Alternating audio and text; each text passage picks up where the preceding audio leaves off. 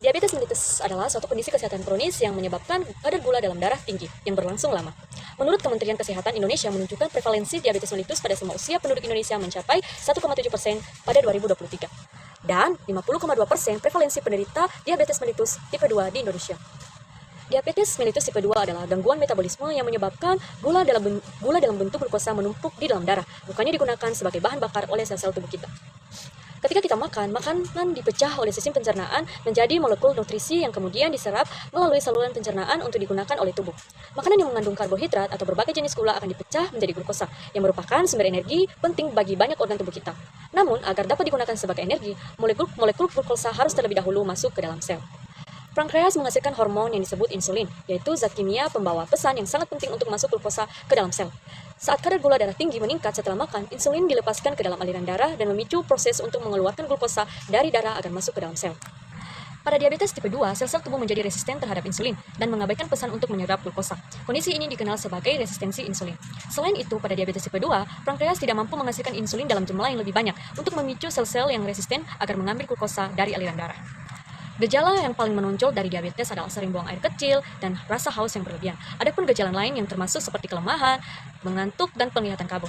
Gejala-gejala ini disebabkan oleh ketidakseimbangan kimia dalam darah yang berkaitan dengan kadar glukosa dalam darah tinggi. Hipoglikemia merupakan keadaan ketika kadar gula darah atau glukosa kurang dari 70 mg per desiliter. Glukosa ini berfungsi sebagai sumber energi agar otak dapat berfungsi secara optimal. Namun apabila glukosa rendah, maka otak pun akan kehilangan fungsinya. Glukosa didapatkan dari makanan yang kemudian dialirkan ke seluruh tubuh lewat hormon insulin. Namun pada penderita diabetes, hormon insulin ini tidak bekerja. Hipoglikemia sering terjadi ketika penderita diabetes yang pertama, menunda makan, yang kedua, menerima terapi diabetes, insulin maupun obat minum, serta yang ketiga, penderita diabetes melakukan olahraga ataupun aktivitas yang berat. Hipoglikemia berkepanjangan dapat menyebabkan hal-hal seperti ini. Yang pertama kejang, kemudian ada penurunan kesadaran atau tidak sadarkan diri hingga kematian. Mari kita mengenali gejala hipoglikemia dengan gercep.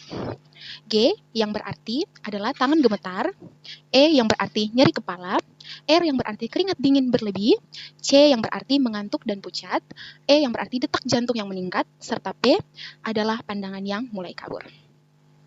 Baik, kasus ini membahas tentang seorang perempuan berusia 65 tahun dengan riwayat diabetes mellitus tipe 2 yang dirawat di ruang rawat inap karena mengalami penurunan kesadaran akibat hipoglikemia.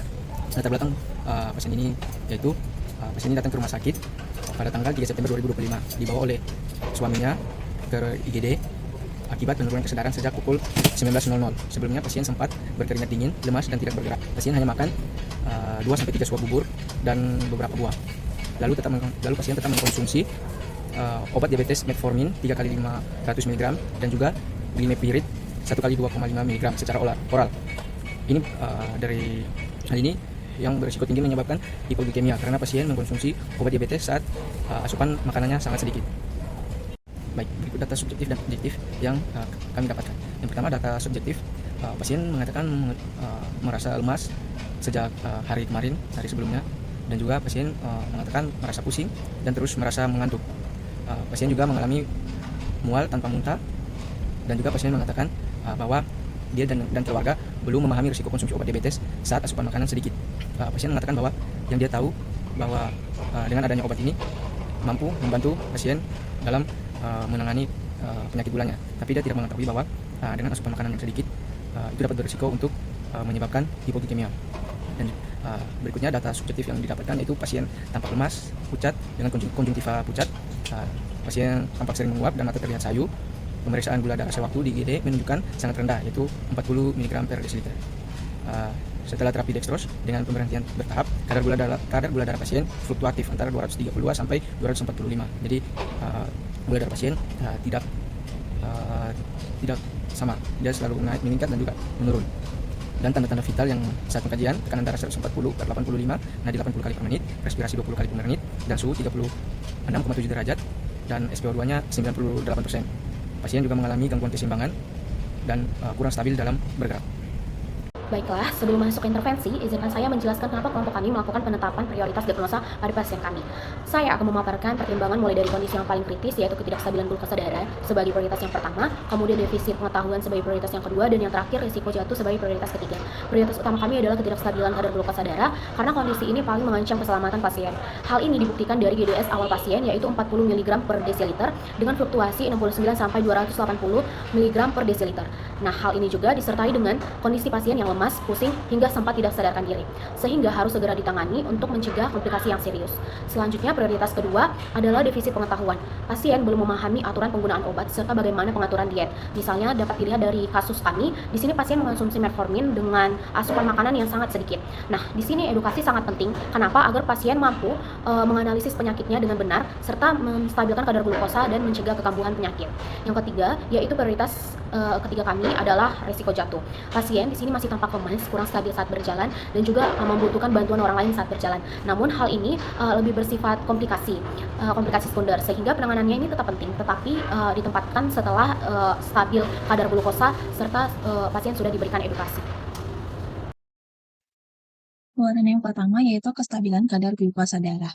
Setelah 1 kali 6 jam perawatan diharapkan, yang pertama glukosa darah membaik mencapai 100-180 mg per desiliter. Kemudian yang kedua itu tidak ada keluhan pusing. Yang ketiga itu koordinasi membaik ditandai dengan gerakan seimbang dan stabil. Dengan intervensi yaitu manajemen hipoglikemi, yang pertama itu observasi, kita mengidentifikasi tanda dan gejala, kemudian mencari penyebab hipoglikemia, kemudian pantau gejala dini, yang terakhir itu ketahui faktor penyebab ketidakstabilan. Di terapeutik kita mengintervensikan, yang pertama mempertahankan jalan nafas, yang kedua mempertahankan akses IV, yang ketiga itu memaksimalkan ekspansi paru. Kemudian di edukasi kita mengintervensi, yang pertama monitor kadar gula darah, yang kedua mengajarkan tanda dan gejala dan faktor resiko, yang ketiga mengajarkan perawatan mandiri. Yang terakhir ada kolaborasi, kita mengintervensikan yaitu memberikan dextrose. Untuk tingkat pengetahuan, setelah 1 kali 6 jam perawatan diharapkan, yang pertama, pasien minum obat sesuai aturan setelah makan dan asupan yang cukup. Yang kedua, pasien paham aturan obat, bisa dijelaskan kembali oleh perawatnya. Dan yang ketiga, pertanyaan tentang masalah yang berat. Keempat ialah persepsi keliru hilang, untuk tidak minum metformin tanpa makan. Edukasi kesehatan yang dapat dilakukan, yang pertama adalah observasi. Cek kesiapan dan kemampuan terima info, cek faktor yang mempengaruhi motivasi hidup sehat, dan untuk terapeutiknya, atur jadwal pendidikan kesehatan, beri kesempatan bertanya. Dan yang untuk edukasinya, jelaskan faktor risiko kesehatan, ajarkan perilaku hidup bersih dan sehat, dan ajarkan strategi meningkatkan hidup sehat. Pada tingkat jatuh, setelah 1 kali 6 jam perawatan diharapkan, yang pertama, jatuh saat di kamar mandi menurun, yakni pasien mampu berjalan sendiri. Yang kedua, jatuh saat berjalan menurun, yakni pasien mampu berjalan sendiri. Yang ketiga, jatuh dari tempat tidur menurun, yakni pasien mampu bangun dari tempat tidur secara mandiri tanpa bantuan. Yang terakhir ialah jatuh saat berdiri menurun, yakni pasien mampu menjaga keseimbangan saat berdiri atau berjalan. Pada pencegahan jatuh, bagian observasi, identifikasi faktor risiko seperti usia di atas 65 tahun, kesadaran, kognitif, hipotensi, keseimbangan, penglihatan, neuropati, dan untuk lingkungan seperti lantai licin dan cahaya kurang. Lalu monitor kemampuan berpindah. Bagian pada terapeutik, orientasi ruangan, kunci roda bed atau kursi, pasang handrail, atur posisi bed rendah, sediakan alat bantu jalan, bel pemanggil dekat pasien. Lalu yang terakhir ialah edukasi. Minta bantu perawat saat pindah, gunakan alas kaki anti slip, lalu konsentrasi dan keseimbangan, ajarkan penggunaan bel pemanggil. Implementasi yang kami berikan kepada Minyaka yaitu observasi, mengidentifikasi tanda dan gejala hipoglikemia. Respon dari pasien mengatakan masih merasakan pusing dan juga badannya masih terasa lemas. Lalu mengidentifikasi kemungkinan penyebab hipoglikemia. Ada 3, yaitu riwayat penggunaan metformin, tidak makan yang cukup karena pasien hanya makan rujak dan bubur kacang, lalu juga karena diare dan muntah sebelum pasien dirawat. Terapeutik, mempertahankan kepatenan jalan nafas dengan memberikan posisi semi-fowler, mempertahankan akses IV, tidak ada tanda kemerahan, bengkak, nyeri, panas, atau perdarahan. Edukasi yang diberikan, monitor kadar glukosa darah rutin, GDS pasien masih fluktuatif 40-280 mg per dl, lalu menjelaskan tanda dan gejala hipoglikemia seperti pasien merasa lemas dan pusing, serta kemungkinan penyebabnya, yaitu terlambat makan atau obat berlebih. Lalu yang terakhir, mengajarkan cara penanganan awal hipoglikemia kepada pasien, menyarankan untuk segera mengkonsumsi makanan atau minuman manis seperti permen atau teh manis, lalu dilanjutkan dengan memakan makanan utama agar glukosa darah menjadi stabil kembali. Lalu implementasi untuk diagnosa kedua, yaitu observasi, mengidentifikasi kesiapan dan kemampuan menerima informasi, pasien siap untuk menerima informasi edukasi. Lalu mengidentifikasi faktor-faktor yang dapat meningkatkan dan menurunkan motivasi perilaku hidup bersih dan sehat. Pasien mengatakan rutin makan 3 kali sehari, patuh minum obat, dan kontrol bulanan. Namun, kadang malas makan karena kurang nafsu serta dibatasi makanan manis. Lalu, terapeutiknya menjadwalkan pendidikan kesehatan sesuai kesepakatan. Pasien diberikan edukasi kesehatan di jam 11 siang di ruang rawat, lalu yang kedua memberikan kesempatan untuk bertanya. Pasien bertanya apakah obat metforminnya masih bisa tetap rutin dikonsumsi atau tidak. Baik, untuk implementasi ketiga di bagian edukasinya, kita menjelaskan apa sih yang menjadi faktor risiko yang dapat mempengaruhinya. Yang pertama itu kita mengajarkan pasien untuk minum obat metforminnya secara rutin, menjaga juga pola makan yang teratur, dan memperhatikan kebersihan makanannya untuk mencegah diare. Dan yang kedua, kita mengajarkan kepada pasien bagaimana perilaku hidup bersih dan sehat, dengan mengajarkan lagi bagaimana menjaga pola makan yang sehat, rutin berolahraga, atau minum obat, serta memperhatikan kebersihan makanan untuk mencegah diarenya. Dan yang ketiga, kita mengajarkan strategi yang dapat digunakan untuk meningkatkan perilaku hidup bersih dan sehat dengan memberikan edukasi agar pasien itu dapat mengonsumsi makanan yang bergizi dan seimbang, serta mengurangi makanan yang berminyak dan tinggi gula. Selanjutnya, implementasi yang ketiga yaitu dengan diagnosa risiko jatuh. Yang pertama, bagi faktor risiko. Kita mengidentifikasi apa yang menjadi faktor risiko jatuhnya dengan melihat bahwasanya pasien sudah berusia 65 tahun, BCS-nya apatis, yang terdiri dari K4, terbaliknya motor 4, keluhannya adalah lemas, pusing, dan riwayat hampir jatuh sebelum masuk rumah sakit. Dan kedua, kita mengobservasi lingkungannya, di mana kamar rawat yang sempit, dipenuhi menerima pasien lain, serta banyak barang berserakan yang dapat meningkatkan risiko jatuhnya. Dan ketiga, kita menilai kemampuan pasien dalam berpindah dari tempat tidur ke kursi roda dengan melihat ternyata pasien masih tampak lemah dan belum mampu mandiri. Dan bagian terapeutiknya kita memberikan orientasi ruangan pasien dan keluarga itu sudah direalisasikan lokasi kamar mandi, bel, panjul, dan fasilitas keuangannya. Dan untuk yang kedua kita memastikan lagi bagaimana roda tempat tidur itu dan kursi roda itu terkunci untuk mencegah risiko jatuhnya. Dan ketiga kita mengatur tempat tidur pada posisi yang terendah agar pasien itu lebih aman saat beristirahat. Dan untuk bagian edukasinya kita mengajarkan pasien untuk menunjuk perawat ketika pasien masih merasa lemah atau membutuhkan bantuan untuk berpindah sesuai dengan pasien dan cari pasien. Dan kedua kita mengajarkan untuk berkonsentrasi dalam menjaga keseimbangan tubuhnya, mengedukasi agar pasien lebih berhati-hati saat mobilisasi ataupun berpindah agar tidak terburu-buru berhenti bila merasa pusing dan menjaga konsentrasinya kembali. Dan ketiga kita mengajarkan cara menggunakan doa pemanggil untuk memanggil pasien, yaitu nanti pasien menggunakan doa pemanggil sebelum beraktivitas agar tidak berisiko jatuh saat sendiri. Selanjutnya di tahap evaluasi, yang pertama itu evaluasi kestabilan kadar glukosa darah pada jam 12.30. Di situ pasien sudah mengatakan bahwa dia tidak merasa gemetar lagi, tidak berkeringat dingin, tidak berdebar, namun masih lemas dan nafsu makannya sudah ada tapi masih kurang. Pasien juga mengatakan nyaman dengan posisi semipolar. Untuk objektifnya, kesadarannya masih apatis, masih tampak lemas. Untuk tanda-tanda vital, di pukul 12.30, tekanan darah 135/82 mm raksa, nadinya 78 kali per menit, pernapasan 20 kali per menit, suhunya 36,5 derajat Celcius, dan saturasinya 98%. Untuk gula darah terakhirnya itu di jam 12, 232 mg desiliter, dan jalur IV-nya terpasang baik, cairannya menetes sesuai dengan anjuran. Untuk analisisnya, kestabilan kadar glukosa darahnya teratasi. Untuk plannya, intervensi dilanjutkan yaitu memonitor gula darah sewaktu dan tanda hipoglikemia atau hiperglikemia, mempertahankan posisi semipolar dan akses IV untuk antisipasi kebutuhan terapi intravena. Kemudian mengedukasi pola makan seimbang, mengajarkan mengenali tanda gula naik atau turun, mengajarkan pencegahan hipoglikemia, dan berkolaborasi dengan dokter atau ahli gizi terkait pengaturan diet diabetes mellitus atau evaluasi regimen obat anti diabetes. Selanjutnya yaitu mengenai tingkat pengetahuan.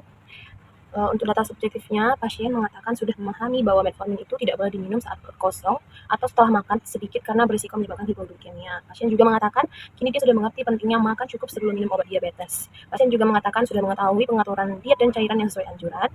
Untuk objektifnya, pasien dapat mengulang kembali informasi mengenai aturan penggunaan obat antidiabetik dengan benar. Pasien mampu menjelaskan makanan yang dianjurkan dan yang harus dihindari. Pasien menunjukkan sikap kooperatif dan bertanya bila ada hal yang belum dipahami. Kemudian tidak ditemukan lagi perilaku pasien minum obat tanpa memperhatikan asupan makanannya. Jadi analisisnya adalah masalah keperawatan defisit pengetahuan teratasi. Untuk plannya, intervensi dihentikan. Selanjutnya, evaluasi tingkat jatuh. Untuk subjektifnya, pasien mengatakan masih merasa lemas, pusingnya sudah berkurang, namun masih sering mengantuk. Pasien juga menyebutkan dia masih khawatir jatuh saat berjalan ke kamar mandi. Untuk objektifnya, pasien masih tampak lemas, pasien terlihat beberapa kali menguap dan tampak mengantuk, dan masih kurang stabil saat berjalan, dan masih memerlukan bantuan suami atau perawat. Untuk hasil gula darah terakhirnya itu di jam 12 ada 232 mg per desiliter. Jadi hasil analisisnya adalah masalah keperawatan resiko jatuhnya belum teratasi. Untuk plannya, intervensi dilanjutkan yaitu yang pertama dengan mengevaluasi frekuensi pasien hampir jatuh atau kehilangan keseimbangan. Kemudian memonitor TTV dan kesadaran, mencatat insiden jatuh, menyesuaikan alat bantu seperti tongkat atau walker, kemudian melakukan latihan rentang berat atau latihan kekuatan sederhana sesuai dengan toleransi pasien. Nah, ini bisa juga dikolaborasikan dengan fisioterapis. Kemudian melibatkan keluarga dalam pemantauan dan pencegahan jatuh di rumah. Dan yang terakhir yaitu mengedukasi tanda bahaya dan pola makan atau obat sesuai anjuran untuk mencegah hipoglikemia atau kelemahan. Dari hasil pembahasan asuhan perawatan pada Nyonya, dapat disimpulkan bahwa hipoglikemia perlu ditangani secara cepat dan tepat melalui observasi, intervensi terapeutik, edukasi, serta kolaborasi dengan tenaga kesehatan lain. Demikianlah presentasi dari kelompok kami. Terima kasih.